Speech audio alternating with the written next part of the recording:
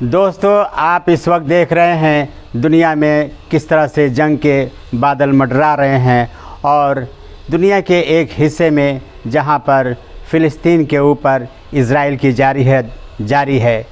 Israel हमलावर है और कहते हैं कि हमास ने पहले शुरू किया ये जंग तो 75 साल पहले शुरू हो चुकी थी, जब अरब के गोद में यूरोप और अमेरिका ने मिलकर यहूदियों को बसाने का काम किया। पूरी दुनिया में कहते हैं कि हिटलर यहूदियों के ख़िलाफ़ था और उसके ऊपर बहुत जुल्म किया और इस तरीके से 1948 में एक राष्ट्र के नाम पर, इज़राइल राष्ट्र के नाम पर यूरोप और अमेरिका ने अरब के गोद में फ़िलिस्तीन के पास इन यहूदियों को बसा दिया, इज़राइल नाम के राष्ट्र की स्थापना कर दी। और तब से आज 75 साल हो गए जो इस वक्त 16वां जंग चल रहा है। ये 16वीं लड़ाई है जो इस वक्त चल रही है और गाज़ा में बमों की बरसात हो रही है, तहस नहस किया जा रहा है, अस्पतालों पे हमले हो रहा है, मासूम बच्चों बेगुनाहों को हमलावर और दरिंदगी का शिकार बनाया जा रहा है। ऐसे हालात में दुनिया देख रही है कि क्या कुछ हो रहा है। तथाकथित बड़े बड़े इंसाफ पसंद लोग, नामवर लोग, मानवाधिकार के लोग, राष्ट्र सुरक्षा परिषद के लोग, UN, क्या क्या नाम बना हुआ है। ये तो लगता है कि ये सारा जो नाम है, ये जो सारी संस्थाएं हैं, यहूदियों, यूरोप और अमेरिका के लिए बनाई गई हैं। बाकी जो छोटे छोटे राष्ट्र हैं, जो छोटे छोटे मुल्क हैं, वो तानाशाही का शिकार हो जाते हैं और आज जिसको जी चाहे आतंकवाद कह दो, जिसको चाहे उनके खिलाफ़ कानून बनाकर उनकी पिटाई और उनकी ठोकाई करना शुरू कर दो। दुनिया खामोश रहती है और अगर दुनिया बोलती है तो उसको न जाने क्या क्या नामों से नवाजा जाता है। आज देखिए किस तरीके से इज़राइल के हमले बार बार करके फ़िलिस्तीन को ज़मींबोस कर दिया गया है और अस्पतालों पर बेगुनाहों को मौत के आगोश में भेज दिया गया है। न दवा है, न खाने पीने की चीज़ें हैं, न उनके लिए मदद है, न कुमक है। और इधर देखिए कि पूरे 57 मुल्क के इस्लामी ममालिक बैठे हुए हैं बड़े बड़े और ओहदों पर और तथाकथित बड़े बड़े उनके पास धन है, उनके पास दौलत है, उनके पास सब कुछ है, ऐशो आराम की ज़िंदगियां गुजार रहे हैं और उन्हीं का पड़ोसी भूखे नंगे और बेयारो मददगार बयाबानों में इस्राइल का जुल्म सह रहा है। ऐसे में हालात, अगर कुछ राष्ट्र आवाज़ उठा रहे हैं तो वो जिंदाबाद हैं कि मज़लूमों के लिए कोई खड़ा हो रहा है।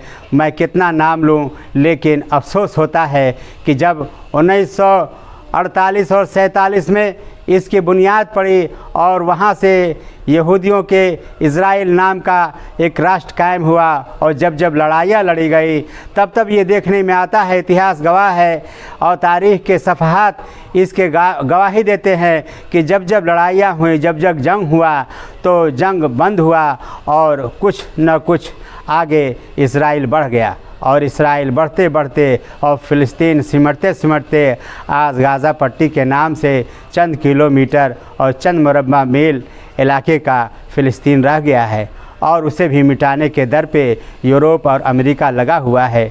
यहाँ तक की जारहियत पूरे हिंदुस्तान और पूरी दुनिया देख रही है और अगर ऐसे में इंसाफ के लिए अगर कोई आवाज़ न उठाए तो उसका दिल मुर्दा है। इंसानियत के लिए बोलो और इंसाफ के लिए बोलो। इंसाफ दुनिया में बाकी रहना चाहिए।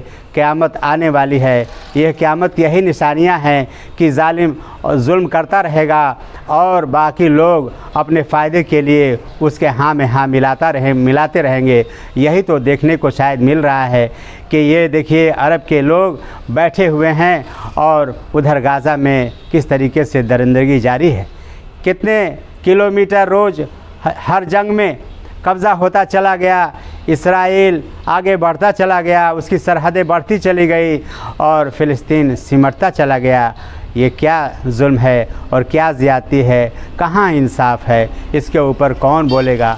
मैं देख रहा हूँ कि हिंदुस्तान में भी इसको सियासी जामा पहना दिया गया है। कुछ लोग बड़े खुल्लम खुल्ला इसराइल के लिए बातें कर रहे हैं। मुझे तो अफ़सोस होता है कि अभी हमारे देश में मणिपुर हुआ और मणिपुर जल रहा था, वहाँ पर कोई मीडिया के लोग नहीं गए और मोदी जी ने बोलने का काम तक नहीं किया। उसके ऊपर सवालात पे सवालात विपक्ष के लोग उठाते रहे, लेकिन एक लफ्ज़ बोलने को तैयार नहीं थे, उनकी खबरें चलाने को तैयार नहीं थे। लेकिन आज ये गोदी मीडिया कूद कूद कर हमास की बातें और इजराइल में ये गिरा, मैं तो बाल बाल बचा, मैं तो ऐसे बम आया, ये देखिए सायरन बज रहा है, ये लड़ाई का आंखों देखा हाल रोज़ सुनने को मिल रहा है। अजीब हालात हैं दोस्तों। आप समझो, इस चीज़ को समझना ज़रूरी है और समझ कर के अमल करना भी ज़रूरी है। और आप कुछ नहीं कर सकते तो उन मज़लूमों के लिए आवाज़ उठाओ, उन मज़लूमों के लिए दुआएं करो। और अल्लाह से मेरी यही दुआ है, मैं क्या कर सकता हूँ, लेकिन मैं खामोश नहीं रह सकता। और एक इंसान के नाते, इंसानियत के नाते बोलना ज़रूरी है। बोलना इसलिए ज़रूरी भी है कि सच एक ऐसी चीज़ है कि उसे बोलना ही चाहिए और यही ईमान का तकाज़ा है, इंसानियत की आवाज़ है कि मज़लूमों के लिए दो लफ्ज़ बोलना बहुत ज़रूरी है। इसलिए मैं आज रूबरू हुआ, मैं फ़रीद अहमद गाज़ी इंसाफ़वादी कांग्रेस पार्टी का कौमी सदर के नाते इस जलते हुए लम्हे पर मुझे बोलना था। मैंने आपके बीच में अपनी बातें रखी है। ज़रूरी नहीं है कि हमारी बातें सबको पसंद आए, लेकिन हक है, उसे बोलना ज़रूरी है। इन्हीं बातों के साथ मैं अपनी बात को रोकता हूँ। खुदा हाफिज़, जय हिंद।